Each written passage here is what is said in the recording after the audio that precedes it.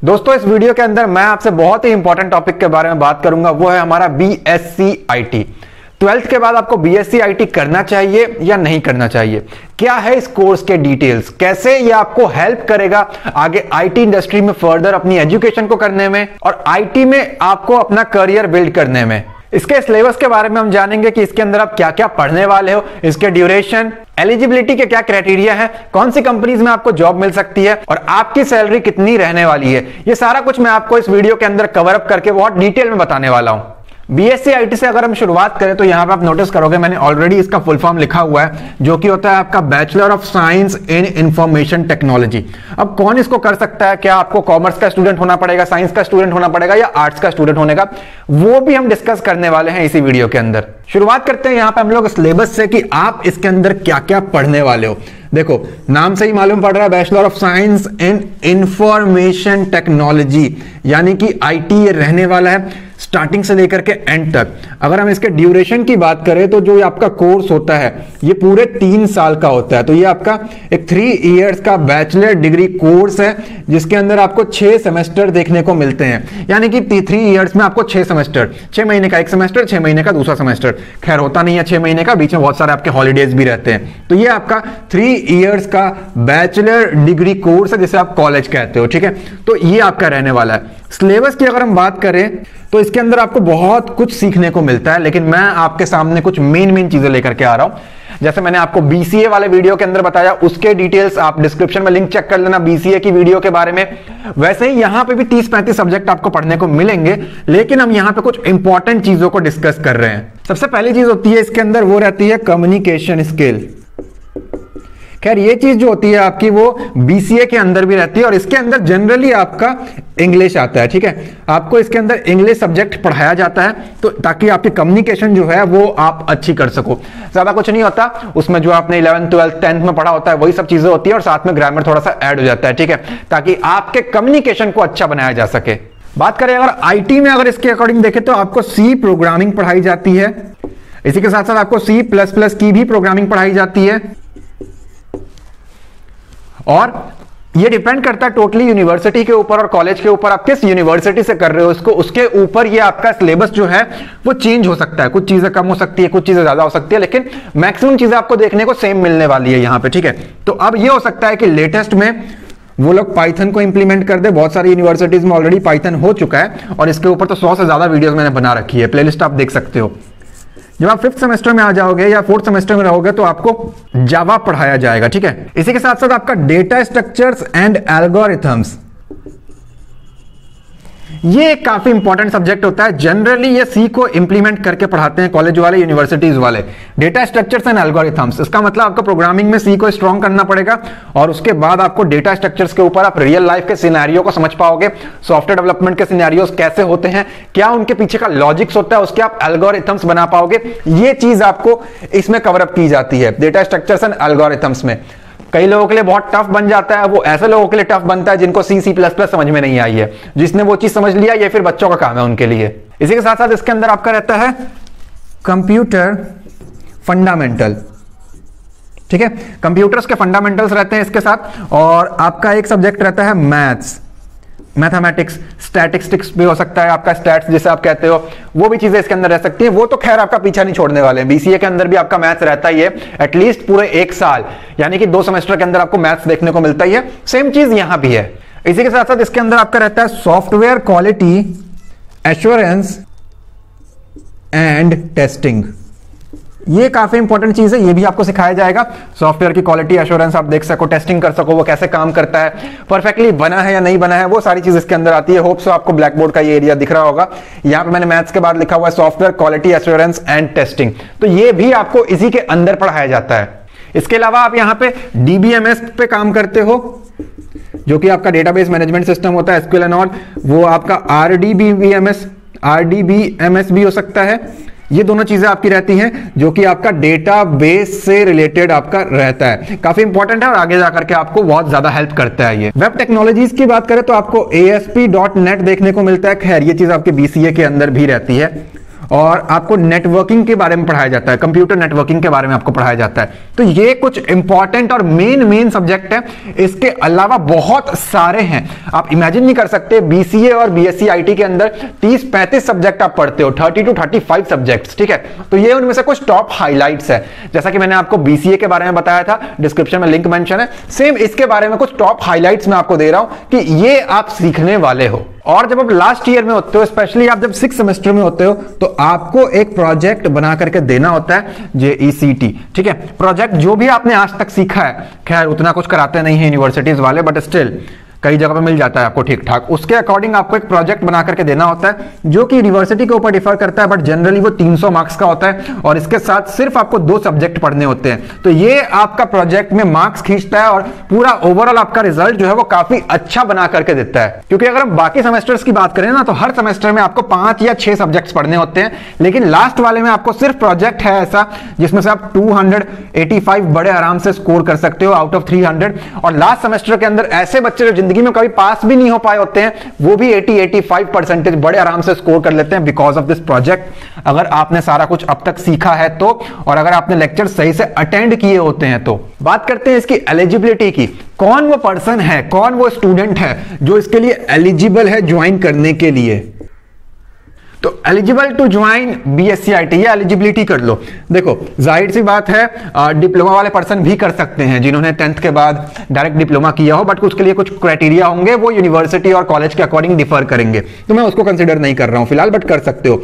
आपको 12th पास होना पड़ेगा साइंस स्ट्रीम से।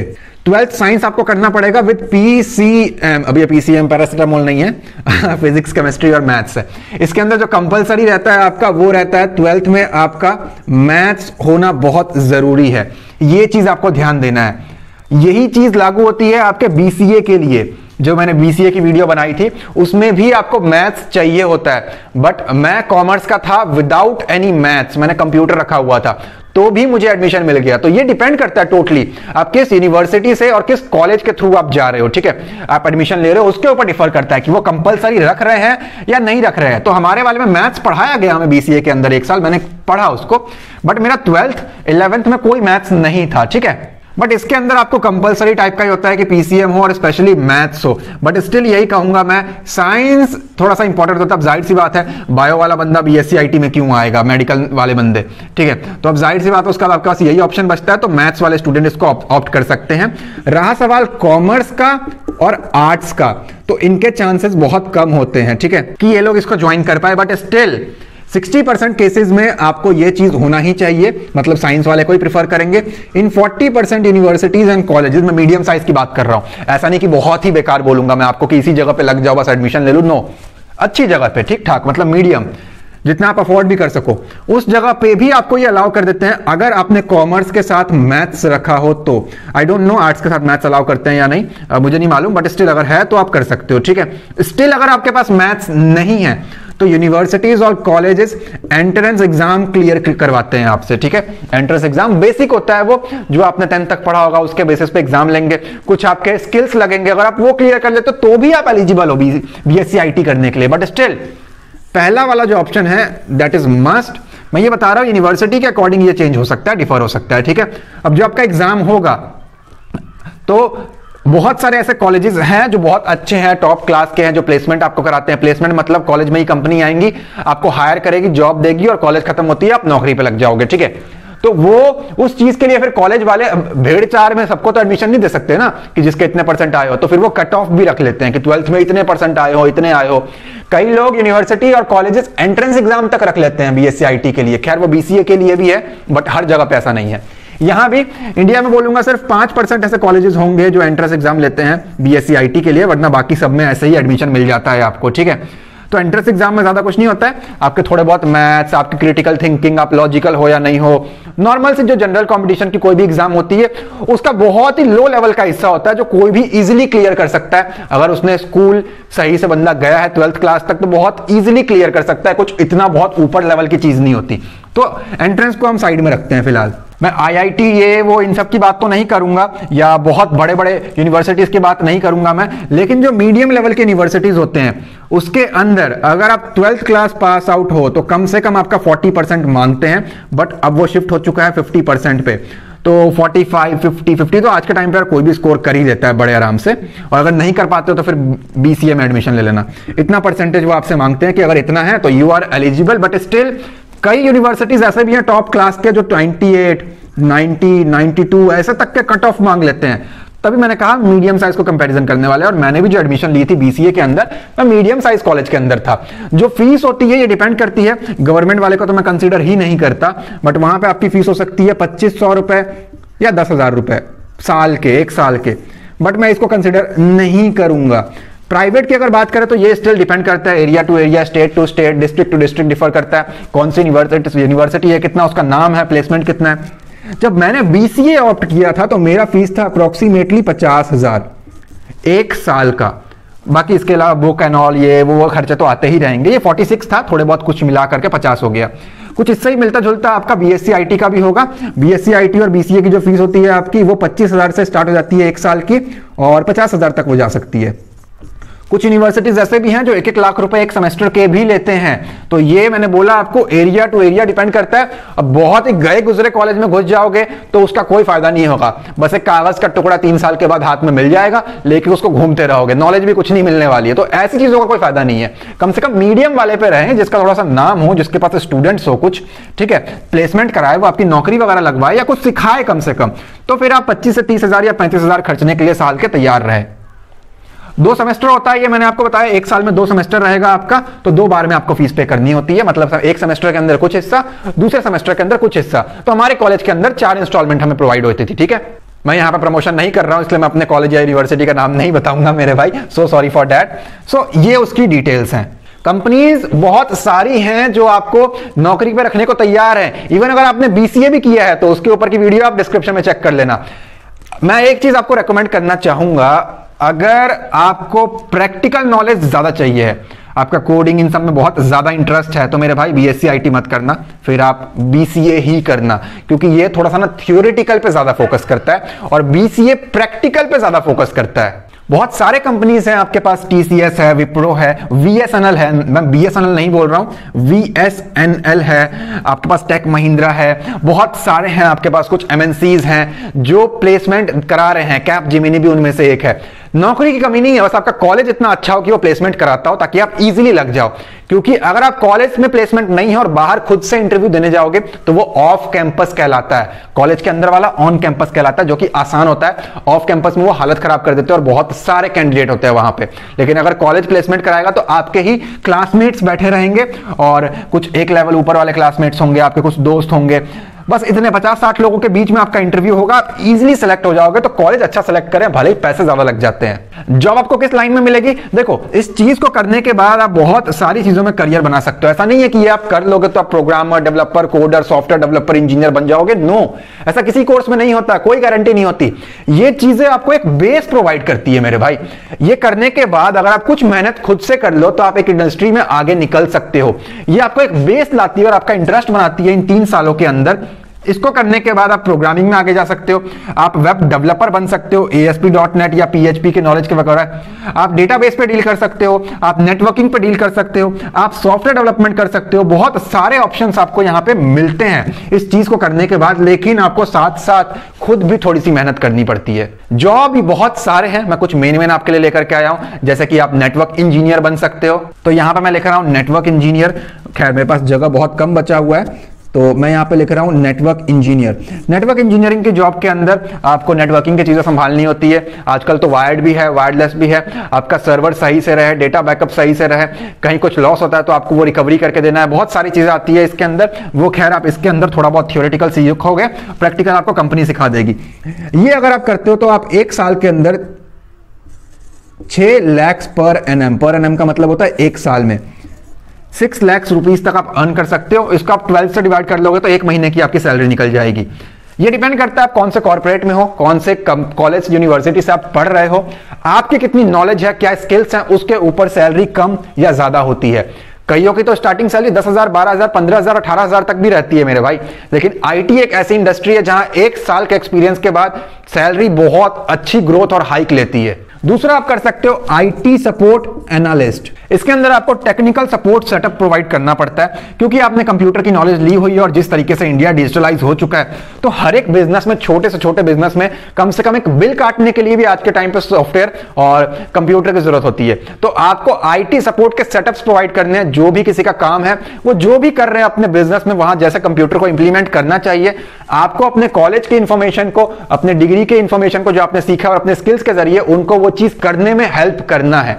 एक बार सेटअप करके देना है, कोई सॉफ्टवेयर इंस्टॉलेशन हो गया, कुछ हो गया, वो सारी चीजें आपको उनको प्रोवाइड करना पड़ेगा। और इसके अंदर आपको 1 साल के 2.5 लाख से लेकर के बहुत इजीली 3 लाख रुपए तक मिल जाते हैं।